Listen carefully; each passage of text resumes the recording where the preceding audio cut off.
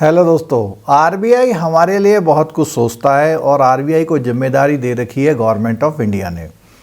Inflation की बात करें अगर और मॉनेटरी पॉलिसी की बात करें, बैंकिंग रेगुलेशन की बात करें, सारी जिम्मेदारी दे रखी है आरबीआई को। उसके साथ साथ अगर गवर्नमेंट को कर्जा चाहिए होता है तो वो भी आरबीआई की मदद से ही ले पाता है। दोस्तों, मैं एक आम सिटीजन होने के नाते ये जानना ज़रूरी है कि कैसे कैसे सिस्टम काम करता है। कम से कम कुछ बेसिक बातें तो जाननी ज़रूरी है और इन बेसिक बातों में हम लोग बात करेंगे। जो पॉलिसी के रेट्स होते हैं, सीआरआर एसएलआर की बात होती है, रेपो रिवर्स रेपो की बात होती है। उसके अलावा कुछ और एडिशनल जानकारी इस वीडियो में है। इस वीडियो को सभी उन दोस्तों को साथ ज़रूर शेयर करिएगा जो ऐसी जानकारी रखना चाहते हैं और वो चाहते हैं कि उनको पता रहे कि इकोनॉमी देश की कैसी चल रही है। साल में 6 बार यानी हर 2 महीने में आरबीआई की एक मॉनेटरी पॉलिसी कमेटी है, वो बैठती है और डिसीजन लेती है कि आगे आने वाले समय में हमको क्या क्या बदलाव करने हैं और सरकार को उन आंकड़ों के बारे में बताती है कि आगे आने वाले भविष्य में क्या होने वाला है। इसी तरह की एक रिपोर्ट 8 दिसंबर 2024 को मॉनेटरी पॉलिसी की रिपोर्ट आई है। उसके जो मुख्य बिंदु हैं उसके बारे में बात करते हैं दोस्तों। तो सबसे पहले बात करते हैं दोस्तों रेपो रेट। और रेपो रेट जाना जाता है कि जिसमें बैंक जो है आरबीआई से कुछ शॉर्ट टर्म के लिए लोन लेते हैं, उसको कोई भी चेंज नहीं किया गया है, 6.5% पर है। और जो स्टैंडिंग डिपॉजिट फैसिलिटी है यानी कि बैंक अपना सरप्लस मनी एक रात के लिए वहाँ पर रखना चाहते हैं तो उस पर भी कोई भी बदलाव नहीं किया गया है। अगर हम बात करें मार्जिनल स्टैंडिंग फैसिलिटी, जो कि केवल ओवरनाइट के लिए यानी कि एक दिन के लिए बैंक जो है आरबीआई से उधार लेते हैं, जो कि रेपो रेट से 0.25% ज़्यादा होती है, उसमें भी कोई बदलाव नहीं किया गया है और पॉलिसी इंस्टांस में भी कोई चेंज नहीं किए गए हैं। सीपीआई का जो इन्फ्लेशन रेट है उसको प्रोजेक्ट किया गया है 4.8% पर और जीडीपी की ग्रोथ रेट जो 2024-25 हमारा चल रहा है उसको प्रोजेक्ट किया है 6.6% पर। जो इम्पॉर्टेंट बदलाव आया है दोस्तों वो आया है सीआरआर पर, क्योंकि सीआरआर आम तौर पर सब लोगों को पता होता है कैश रिजर्व रेशियो, यानी कि जितने बैंक हैं उनको अपना कुछ लिक्विड मनी आरबीआई के साथ डिपॉजिट रखना पड़ता है और इसका मतलब है कि अगर अचानक ज़रूरत पड़े बैंकों को तो उतना कैश अवेलेबल रहे। उसको जो है 50 बेसिस पॉइंट यानी कि 0.5% से डाउन कर दिया गया है और ये जो डाउन किया गया है वो 0.25 के 2 ट्रेंचेज में किया गया है। पहला जो है 14 दिसंबर से जो फोर्टनाइट हमारा लागू होगा वहाँ से है और दूसरा जो है 28 दिसंबर को। अभी रिसेंटली हमने बताया था कि आरबीआई ने जो मेन जो एक्टों में बदलाव किया था उसमें अब फोर्टनाइट का हो गया, लास्ट फ्राइडे का कॉन्सेप्ट अब ख़त्म हो गया है। इस 0.5% की रिड्यूस करने से इकोनॉमी में 1.16 लाख 1.16 लाख करोड़ रुपए अवेलेबल होंगे। अब ये मनी अगर अवेलेबल होगी बैंकों के पास तो बैंक इसको लोन दे पाएंगे और जब बैंक लोन देंगे तो उससे क्या होगा कि इकोनॉमी में ग्रोथ होने के चांसेस बढ़ते हैं। दोस्तों, इससे पहले हम आगे बढ़ें आपको बता दें अगर आप जेआईबी सीआईबी की तैयारी कर रहे हैं और अगर आप बैंकर हैं तो ये इन्फॉर्मेशन आपके लिए बहुत इंपॉर्टेंट है। जो हमारा इंटरैक्टिव लाइव बैच है दोस्तों, जो जेआईबी का है 19,999 का बैच है, उस बैच में एमसीक्यू की क्लासेस और रिकॉर्डेड क्लासेस आपको मिल रही हैं जो कि 4,999 का चल रहा था, लेकिन अभी रजिस्ट्रेशन के दौरान आपको 1,000 का स्पेशल डिस्काउंट यहाँ पर मिल जाएगा और ये आप अभी करा सकते हैं 3,999 में, जिसका लिंक नीचे डिस्क्रिप्शन बॉक्स में दिया गया है। जो लोग सीआईबी की तैयारी कर रहे हैं तो उसमें एमसीक्यू और केस स्टडी जो कि सर की स्पेसिफिक डेवलप की गई हैं, उसके साथ रिकॉर्डेड आपको जो भी लाइव क्लासेस होंगी पूरी वो टीम जो है आपको पूरा लाइव कोर्स कराएगी और उसके साथ साथ ये जो कोर्स है 24,999 का जो कि आपको 5,999 में मिल रहा था, अभी रजिस्ट्रेशन के दौरान अगर आप करेंगे तो आपको 4,999 में मिल जाएगा। इसका लिंक नीचे डिस्क्रिप्शन बॉक्स में दिया गया है। तो दोस्तों आगे बात करते हैं।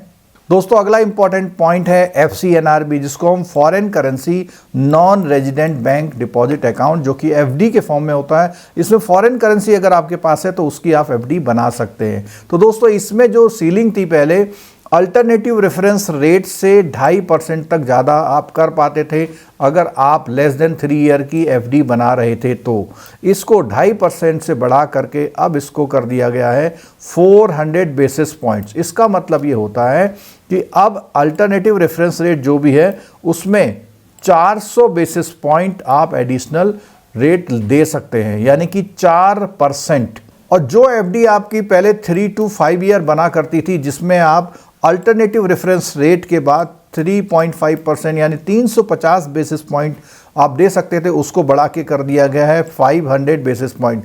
इससे फ़ायदा क्या होगा, इससे जो है फॉरेन करेंसी अट्रैक्ट होती है और फॉरेन करेंसी जब ज़्यादा आएगी तो हमारे रुपए को मजबूती मिलने के चांस वहाँ पर बनते हैं और इस रेट ऑफ इंटरेस्ट से जो फॉरेन इन्वेस्टर होते हैं उनको डिपॉजिट करने में ज़्यादा बेनिफिट मिलता है। दोस्तों अगली न्यूज़ है एफएक्स रिटेल प्लेटफॉर्म से।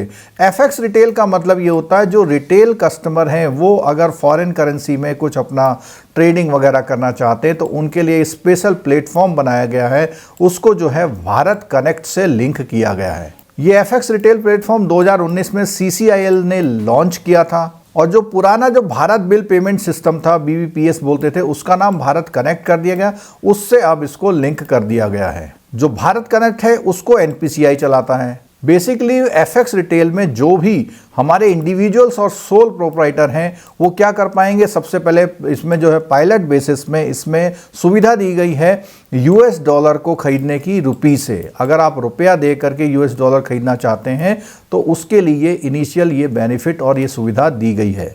अगला पॉइंट है, एक इंट्रोडक्शन हुआ है सिक्योर्ड ओवरनाइट रुपी रेट्स का। सिक्योर्ड ओवरनाइट रुपी रेट जिसका नाम SORR रखा गया है। RBI ने प्रपोज किया है कि एक बेंचमार्क डेवलप किया जाए जो कि सिक्योर्ड मनी मार्केट से कनेक्टेड हो और इसमें बास्केट रेपो और जो टारगेटेड रेपो होती है उन दोनों को शामिल किया गया है और इसकी जिम्मेदारी दी गई है FBIL को। आपको पता है कि जो ये FBIL है ये RBI की एक सब्सिडरी है जो इस तरह के सारे जो है रेट्स को, बेंचमार्क रेट को डिक्लेयर करती है। अगला डेवलपमेंट हुआ दोस्तों कनेक्ट टू रेगुलेट।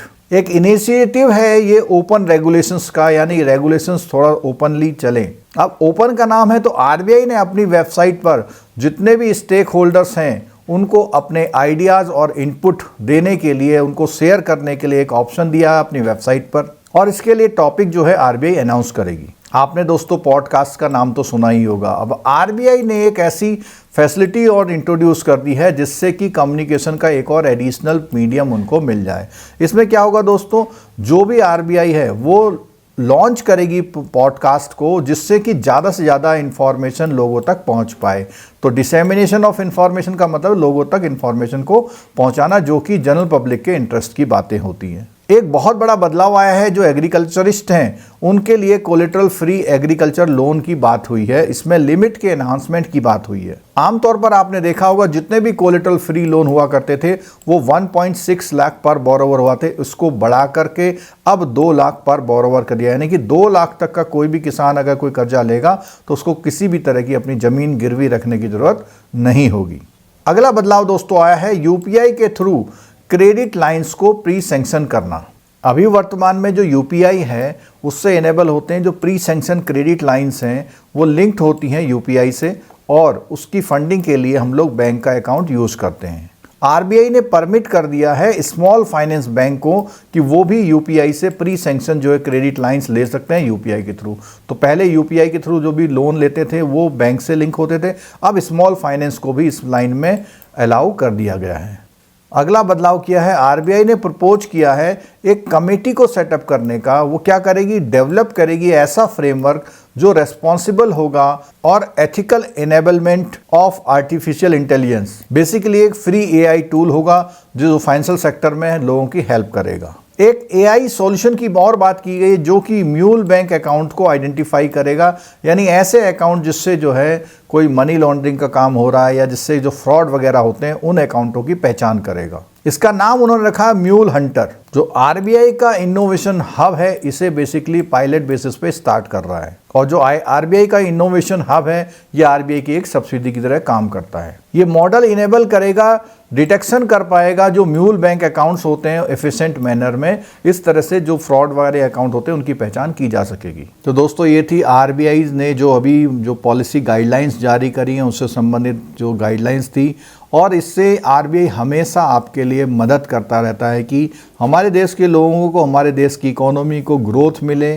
दोस्तों वीडियो कैसा लगा, अगर वीडियो सही लगा तो लाइक ज़रूर करिएगा और उन सभी दोस्तों बैंकर भाइयों के साथ ज़रूर शेयर कर दीजिएगा क्योंकि उनके लिए बहुत ही रेलिवेंट इन्फॉर्मेशन ये है। वीडियो देखने के लिए बहुत बहुत धन्यवाद। Thank you so much.